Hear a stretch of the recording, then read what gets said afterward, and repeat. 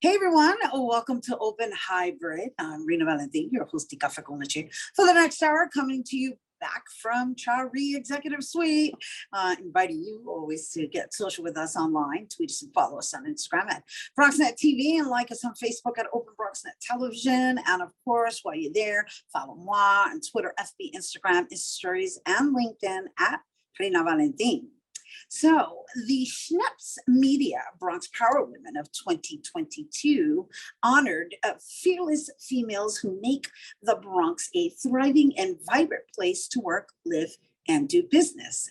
Well, one of this year's honorees was Bronxnet's Director of Community Affairs, Audrey Duncan. Audrey has been with Bronxnet since the station began broadcasting in 1993. She's responsible for developing and implementing projects and activities that build and strengthen partnerships with Bronx organizations, residents, and officials for the purpose of ensuring Bronxnet's role in community development and sustainability. Here to share more is Bronxnet's Director of Community Affairs and 2022 Schneps Media Bronx Power Women Honoree Audrey Duncan. I can't help myself, you know. Congratulations.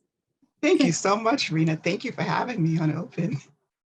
We are honored to have you, and we are so excited to share your background with our audience. I mean, I think I believe I opened up with congratulating you, and I'm congratulating you on behalf of all of us. But on a personal note, you have been very special to me and very dear to me. And when I heard that you were one of the honorees and was unable to attend to receive your award in person, I thought, well, perhaps we can share some background on just who you are and how you've been serving all these years, because you work in the production side, and the production side isn't usually visible to the audiences. So what was that like for you, first learning that you were being honored?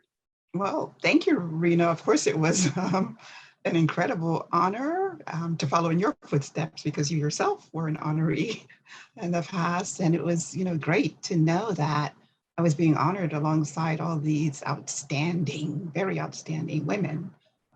I was so grateful. And the fact that it was Schneps Media, because like Bronxnet, they are committed to stories that really help build community. So the honor was just amazing. And so, I mean, some of the women that you are referencing are like the Bronx Board President herself, Vanessa Gibson, Letitia James, right? Some of my fellow peers, Jackie Acevedo Villanueva.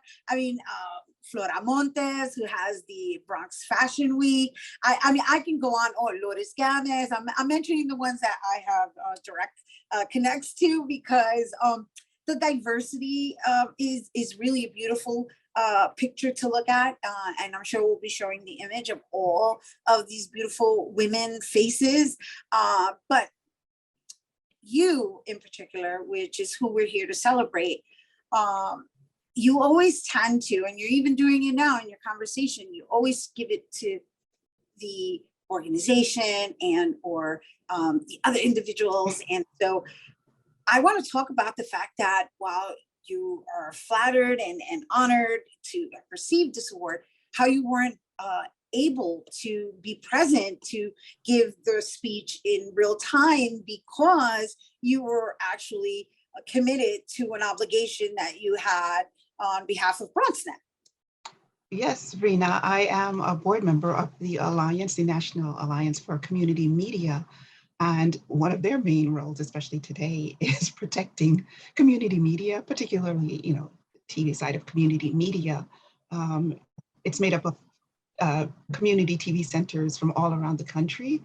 And right now, we're all facing the same issue, and that's sustainability. So that conference was planned a while ago, and I committed to attending that conference and to helping to actually conduct a session, which actually our Bronxnet Executive Director, Michael Maxnavi, was the presenter. I helped put that session together.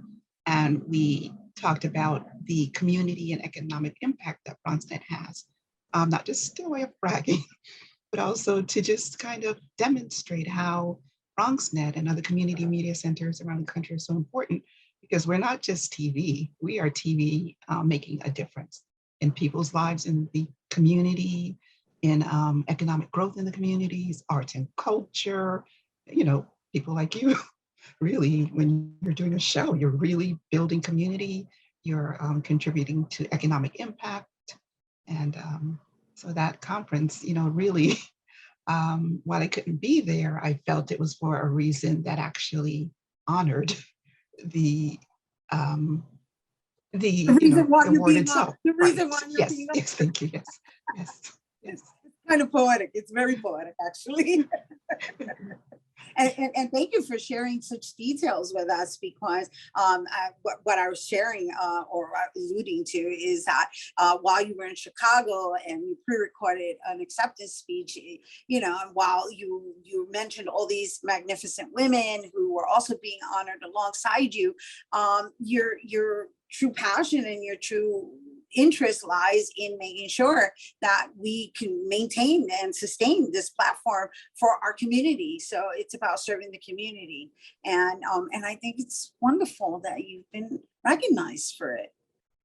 Thank you, Rhina. I think we at Bronxnet, we're all committed to making several things possible, as you know, making sure that we have shows like Open that inform the community about important issues, events, activities, people.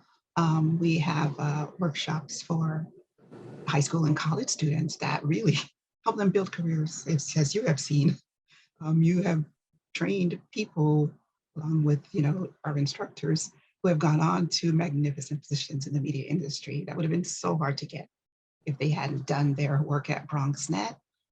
We make it possible for Bronx residents themselves to learn to produce their own shows, and that this gives them another platform for their voices, their views, their vision.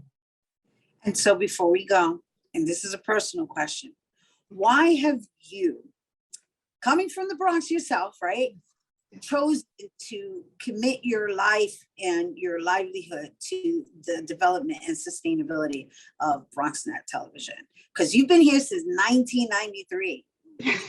We're a year short of your 30th anniversary. That's a lot of time to commit one institution.